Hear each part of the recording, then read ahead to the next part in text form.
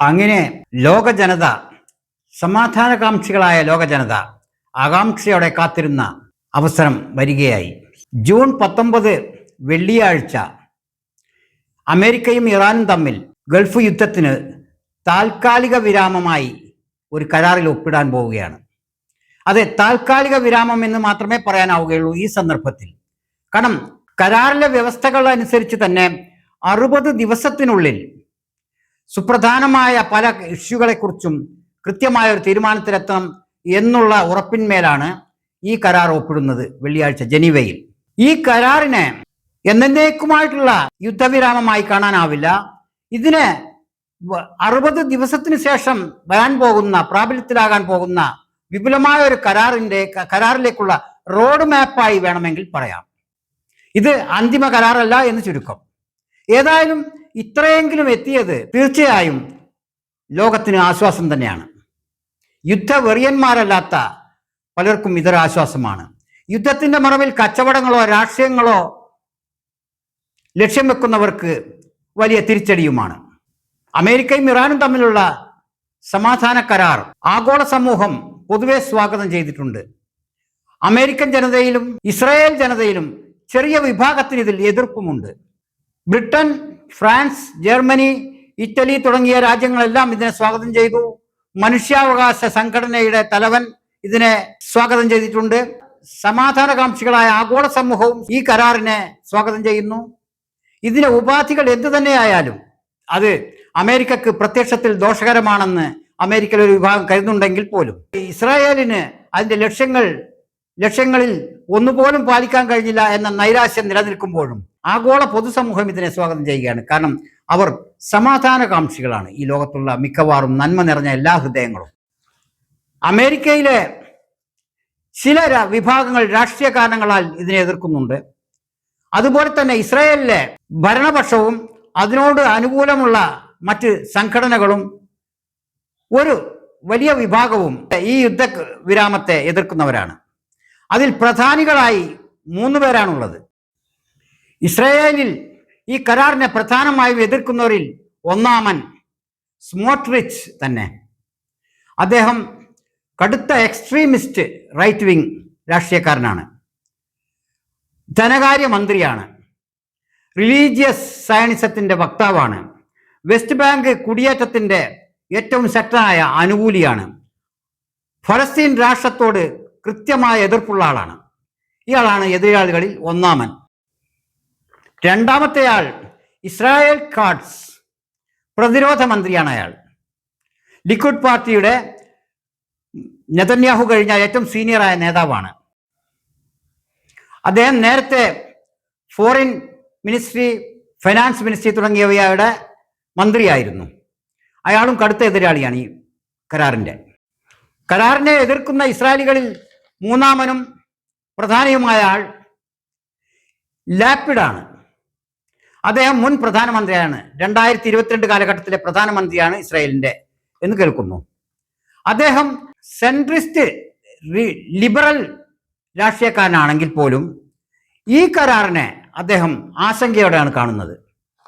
പൊതുവെ ലിബറലാണെന്ന് കരുതുന്ന ആളാണെങ്കിലും ഈ മുൻ പ്രധാനമന്ത്രി ഈ കരാറിനെ ആശങ്കയോടെ കാണാനുള്ള പ്രധാന കാരണം ഇറാന്റെ ന്യൂക്ലിയർ വിഷയത്തിൽ കൃത്യത വന്നിട്ടില്ല, അവർക്ക് അതിൽ നിന്നൊരു ഉറപ്പ് ലഭിച്ചിട്ടില്ല എന്നുള്ളതാണ് അദ്ദേഹത്തിന്റെ പ്രധാന പരാതി.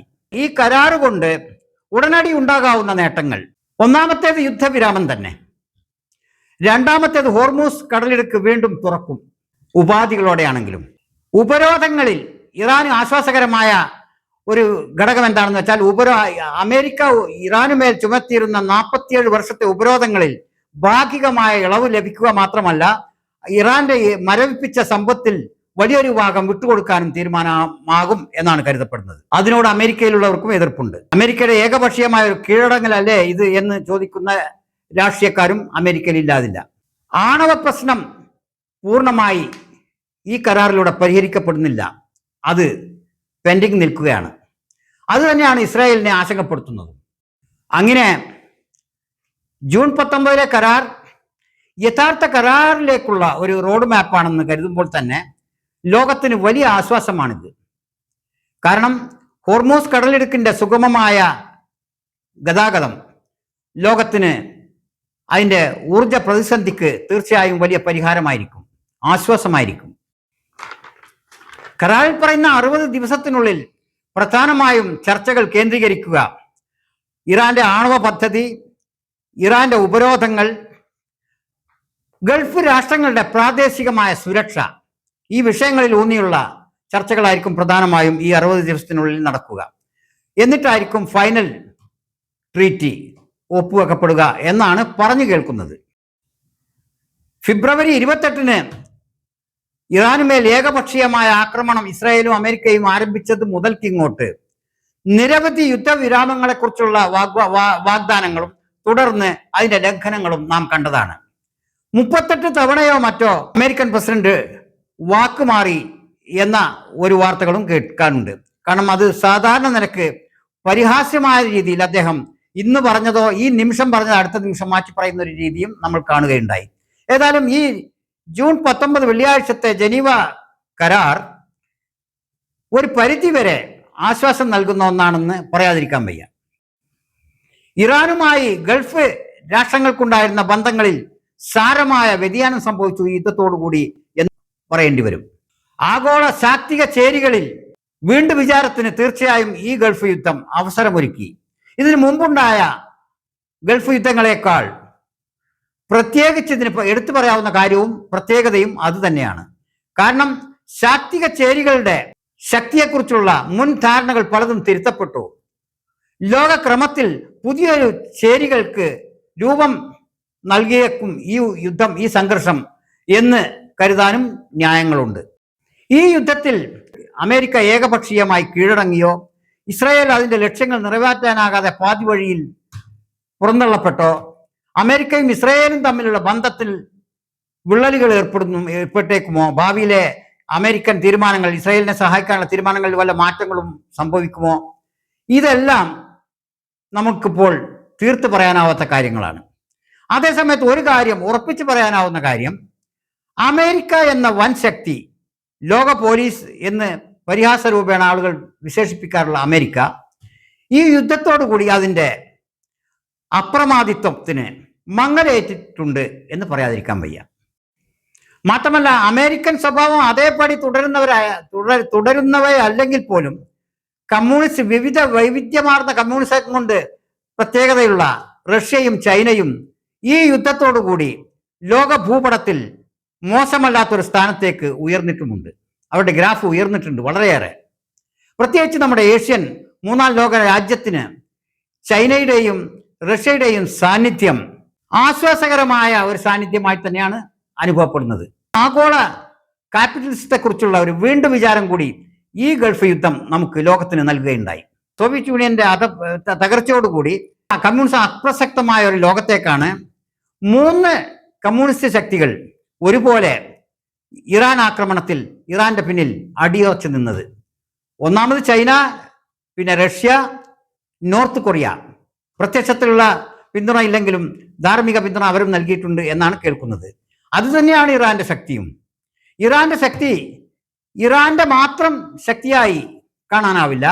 തീർച്ചയായും അത് കമ്മ്യൂണിസ്റ്റ് രാഷ്ട്രങ്ങളുടെ പിന്തുണയോടുകൂടിയുള്ള ഒരു ശക്തിയാണ് അവർക്ക് ലഭിച്ചത് എന്ന് കാണാം.